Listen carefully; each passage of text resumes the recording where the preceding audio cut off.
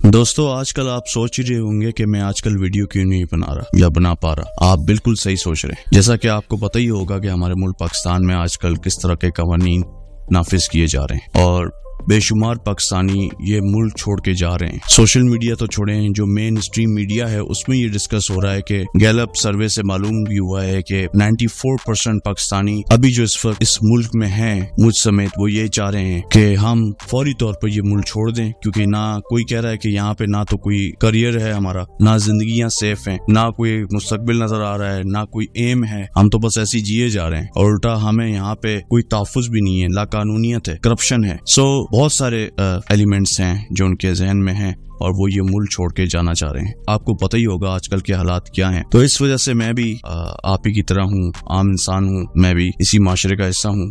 तो मैं इस वजह से अपनी लाइफ में भी थोड़ा बिजी हूँ, परेशान भी हूँ यकीनन, और मैं भी सोचता हूँ इन चीज़ों के बारे में। मैं तो बल्कि बाकायदा हिस्ट्री पे, पॉलिटिक्स पे वीडियो भी करता हूँ। ये मेरा चैनल है ही इसी बारे में। तो मैंने कहा आज मैं आपसे गुजारिश करता चलूँ कि आप ये ना बोले कि बंदा कहाँ गायब हो जाता है। तो मैं कुछ अरसे से जो वीडियोस नहीं बना पा रहा या बीच में थोड़ी थोड़ी करके बनाता हूँ, तो उसकी वजह यही है कि हर बंदा जैसे परेशान है तो मैं भी इसी माशरे का हिस्सा हूँ, मैं भी एक इंसान हूँ, मैं भी परेशान और हालात बहुत नासाज हैं। तो दोस्तों आज हम एक बहुत ही आम सवाल का जवाब तलाश करेंगे इस वीडियो के तवस्सुस से। क्या पाकिस्तान में भी जॉर्ज ऑरवेल के मशहूर जमाना नॉवेल 1984 की तरह का निजाम आने वाला है? जॉर्ज ऑरवेल ने अपने नावल में एक ऐसी दुनिया की तस्वीर कशी की थी जहां हुकूमत हर कदम पर लोगों की निगरानी करती है, उनकी जिंदगी, उनकी आजादी छीन लेती है और उन्हें एक ऐसे जुल्म वाली गुलामी में मुब्तला कर देती है कि जिसका अल्फाजों में जिक्र किया भी नहीं जा सकता। अब जरा तसव्वुर करें अगर हमारे मुल्क पाकिस्तान में भी ऐसा कुछ होने लगे। क्या हम वाकई देख रहे हैं कि हमारी आजादी और हकूक आस्ता आस्ता हमसे छीने जा रहे हैं? सोचिए, जब हमें पता चलता है कि हमारे हर काम की निगरानी हो रही है, हमारी हर बात रिकॉर्ड की जा रही है और हम पर दबाव डाला जा रहा है कि हम वही सोचें और वही बोलें जो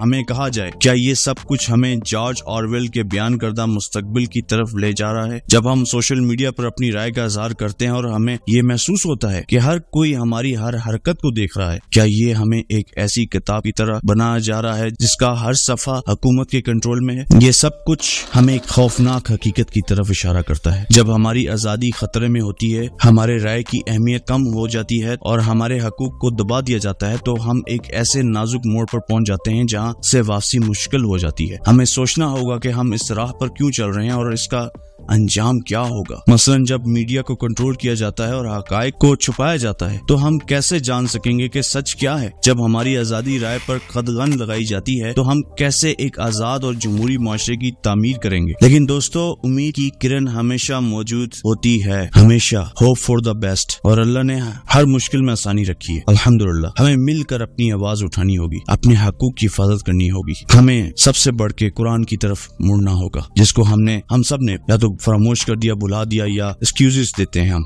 कि हमारे पास टाइम नहीं है, हम कैसे पढ़ें। हमें दोबारा अपने अल्लाह की किताब की तरफ रुजू करना होगा, क्योंकि आजकल जो कुछ हो रहा है उसमें मैंने एक और पर्सपेक्टिव से भी सोचा है, जिससे पहले मैंने आपके सामने शायद जिक्र ना किया हो। वो ये है कि इसमें हमारी अपनी गलतियां भी हैं। हर फर्द है मिल्लत का सितारा, किसी एक ग्रुप या किसी एक तरफ हम सारा मलबा नहीं डाल सकते। जानता हूँ, मैं खुद भी इसका जिक्र करता रहा हूँ, लेकिन ये भी हकीकत है कि हर फर्ज है मिल्लत का सितारा। हमारी आवाम कौन सी ठीक है? सोशल मीडिया पे जाके आप कमेंट सेक्शन पे देखें, कितनी बदतमीज आवाम है। कोई तमीज ही नहीं है, कोई सोचने की सलाहियत ही नहीं है, गाली गलोच, बदतमीजी, और अपने गिरबान में देखना ही नहीं कि मैं क्या हूँ, मैं क्या करता हूँ, मेरी क्या जिम्मेदारी है, मेरे क्या फराइज हैं, पता ही कुछ नहीं है। तो ये इस तरफ कौन आएगा? तो ये इसी वजह से है कि हमने अपने करने के जो काम है वो भुला दिए, जो असल काम थे हमारे, जो काम था हमें जिस मकसद से दुनिया में भेजा गया है। तो हमें इसके लिए कुरान की तरफ रुजू करना है, सुन्नत की तरफ रुजू करना है। सबसे पहले कुरान, अल्लाह की किताब, अल्लाह के रसूल हजरत मोहम्मद मुस्तफा सल्लल्लाहु अलैहि वसल्लम आखिरी रसूल है और कोई रसूल नहीं आएगा। अब अल्लाह की किताब है, अब हमारे पास क़यामत तक अल्लाह की किताब है, उससे हमें हिदायत मिल सकती है। तो हमें उससे जुड़ना है, और ये जिंदगी तो वैसी फानी है और ये सब कुछ आजमाइश है, हमें आजमाया जा रहा है। तो इसलिए इस आजमाइश में सब्र से, पेशेंस से काम लेना है। आसान नहीं। अब आप ये कहेंगे बातें कर रहे हैं, नहीं, ये आसान बिल्कुल नहीं है। मैं भी खुद भी जानता हूँ और मैं आपके साथ हूँ,